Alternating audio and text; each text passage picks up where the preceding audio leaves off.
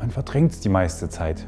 Man weiß, dass es da ist, aber man macht sich halt nicht den ganzen Tag Gedanken darüber, weil es zieht einen eigentlich nur runter. Eine lange Zeit war er der Meinung, allen anderen geht's gut, nur er ist krank.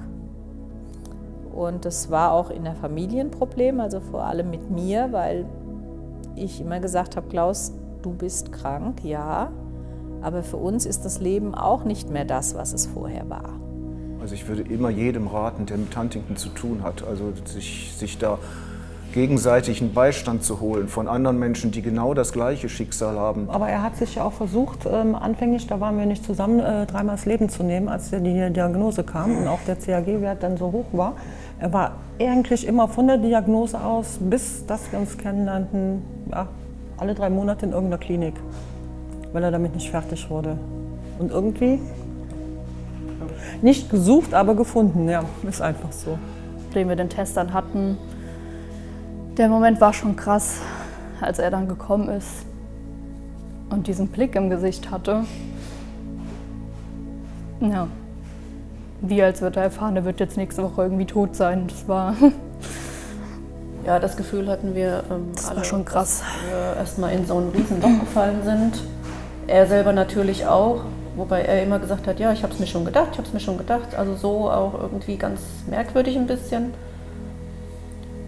Aber seit dem Leiden habe ich das Gefühl, dass wir mehr leiden als er. Ich selber bin Betreuer einer betroffenen Person, die an der Erkrankung erkrankt ist.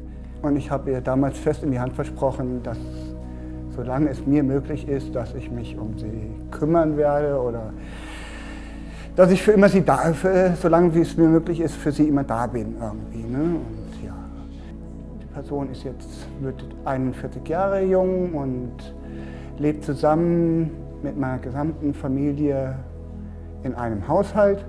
Sie wird von uns gepflegt, betreut, zusammen aber auch mit einem Pflegedienst, der zweimal täglich kommt, morgens und abends. Also ganz ehrlich, weil das klingt so absurd, aber es geht. Es geht.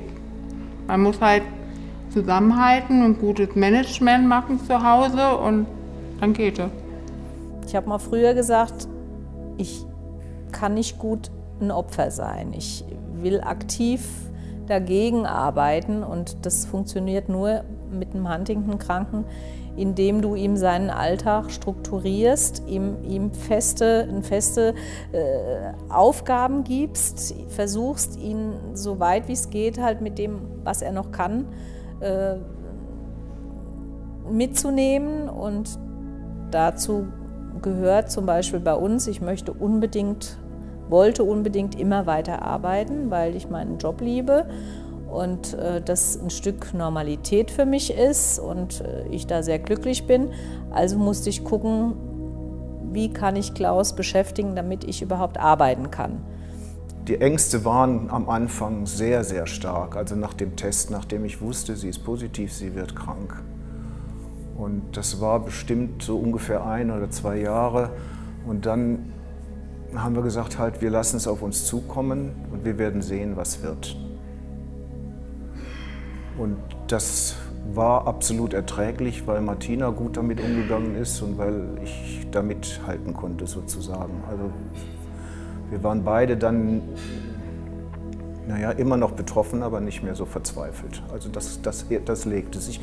Und insbesondere also hat mir und auch Martina, glaube ich, geholfen, dass wir andere Menschen mit der Krankheit gesehen haben. Ne? Am Anfang waren wir auf den Jahrestagungen der Huntington-Hilfe und da haben wir Freunde gefunden, da haben wir Menschen gefunden, die in der gleichen Lage waren, also die aber auch noch nicht auffällig waren oder so. Und wir haben gesehen, man kann damit umgehen und das hat uns sehr geholfen. Also ich kann nur noch wiederholen. Also ich habe mein Bestes erlebt. Also meine Erfahrung ist, dass es immer gut ist, sich zu offenbaren, das nach außen zu tragen und ganz offensiv zu sagen, ich bin krank und wenn es sein muss, helft mir. und das nicht zu verschweigen, das ist irgendwie Martinas und mein Motto gewesen. Ich habe von anderen Huntington-Angehörigen gelernt, wie man damit umgehen kann. Psychische Belastung bei Huntington, zumindest bei ihm, führt tatsächlich zu Überbewegungen, zu teilweise auch Aggressionen, zu einfach nur zur kompletten Unruhe. Also da kann man tatsächlich nur mit starken Psychopharmaka für 1 bis 3 Tage, je nachdem wie stark sie sind, runterregulieren und dann wieder absetzen. Das funktioniert leider nicht anders. Ist auch nicht mein Traum, dieses zu geben, aber in dem Moment geht es leider nicht mehr anders. Ich bin der Erste, der auf ist und der Letzte, der ins Bett geht, ne? Ja. Kann ich sagen, also man braucht auf jeden Fall Unterstützung. Entweder irgendjemand in der Kirche, der zuhört, oder aber viele gehen ja in die Kirche oder haben da irgendwelche Seelsorger oder irgendwelche anderen Leute oder weiß der Teufel irgendwo. Oder aber irgendwo Sozialverein, wo man reingeht. Oder aber wirklich wie die Huntington-Hilfe irgendwo, dass man mit Leuten spricht. Alleine, glaube ich, hätte ich das nicht geschafft. Hätte ich das Verständnis von anderen und irgendwo Wissen von anderen bekommen. Man wünscht sich halt immer, dass man selbst lange gesund bleibt, um seine Lieben so lange wie möglich begleiten zu können. Da habe ich gerade manchmal, wenn ich höre, so wie ich jetzt mit meinen Reha-Plänen, und wenn ich dann höre, dass jemand sagt, das kann ich nicht organisieren, ja, dann denke ich, das dachte ich auch, bis ich dann tief gefallen bin und krank geworden bin. Und dann, spätestens dann weißt du, dass du niemandem nützt, dass es immer eine Möglichkeit geben muss, auf dich selbst aufzupassen, weil du sonst deine Lieben ganz früh allein lässt, viel früher. Und ich habe mich für unverwundbar gehalten mit meiner Lebenslust und meiner Lebensfreude, aber man ist leider nicht unverwundbar. Und deshalb kann ich nur jedem raten, ja, sich nicht zu schämen, wenn er selbst mal sagt, ich kann nicht mehr und ich muss mal was für mich tun. Das ist ja überlebenswichtig. Für die Kinder war das normal auch. Also es kamen ja dann noch 2 weitere Kinder dazu und für sie war das von Anfang an normal, dass Tante Len mit in der Wohnung lebt und war ein Teil der Familie. Und sie gehen auch heute ganz unbefangen, zum Beispiel in der Schule oder auch im Kindergarten. Es kommt immer wieder, dass gesagt wird, die Kinder haben so ein stark ausgeprägtes Sozialwesen und ja, das ist dann diese schöne Seite davon, dass das, was du mitnimmst. Hm? Ja. Und da hat man auch nichts gekonnt. So kann man sich wenigstens sagen, wir machen uns jetzt einen schönen Tag, eine schöne Woche und so weiter. Und da ist mehr geholfen, als wenn man sich den ganzen Tag sagt, ja, noch so und so viele Jahre, das und das kommt noch. Nee, wir wissen, es ist so, aber wir gucken uns nach anderen Dingen um in dem Sinne. Ich glaube, du wächst mit der Aufgabe. Ja, Das ist halt einfach so, ne? wächst mit der Aufgabe. Weil, wie gesagt, ich kannte das gar nicht.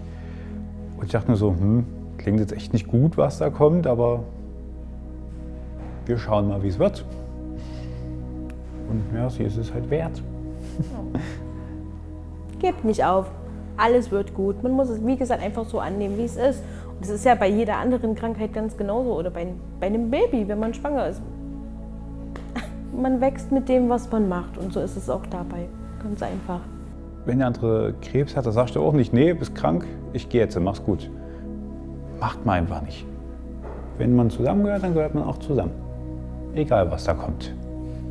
Ich denke halt auch, das ist, was ich immer wieder höre, dass es ja auch eine Entscheidung vom Partner ist.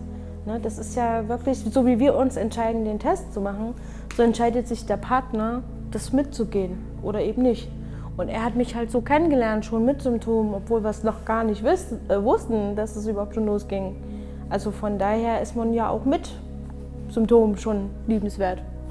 Also so sehe ich das heute. Ne? Am Anfang habe ich auch gedacht, oh Gott, ich würde das eigentlich gar nicht antun, aber hat auch nicht locker gelassen. Von daher, und heute sind wir hier. Aber wenn ich jetzt zurückblicke, würde ich würde jedem raten, Deutsche Huntington-Hilfe, da Hilfe holen, Infomaterial oder an solchen Workshops oder, das war glaube ich ein Workshop, hieß das, teilnehmen, wenn man da die Chance hat, sowas, wie weit sind die Forschungsergebnisse, sowas halt, also wenn man dann den ersten Schock überwunden hat, dann würde ich das jedem raten, da offen zu sein für alles, was man kriegen kann. Also die ersten Jahre waren schwierig, dann habe ich es irgendwie geschafft, mir zu sagen, ich muss versuchen, wenn es ihm gut geht, kann es mir auch gut gehen. Ich darf nicht mehr dagegen aufbegehren und für mich ständig irgendwas einfordern, was er gar nicht mehr, also mit irgendwelcher Strenge oder Vorwürfen kannst du ja bei Huntington gar nichts. Aber Humor, das habe ich auch bei anderen gesehen, funktioniert immer gut und mit viel, viel Geduld und Ruhe. Ich will das nicht alleine durchstehen. Ich muss mit Gleichgesinnten ins Gespräch kommen. Ich muss zu einer Gemeinschaft gehören, die gemeinsam kämpfen. Ich kann auch alleine gar nicht so die Wissenschaft verfolgen. Ich brauche da eine Stelle, die mich da unterstützt, die mir Hilfeleistung gibt und das habe ich dann in der Deutschen Huntington-Hilfe gefunden.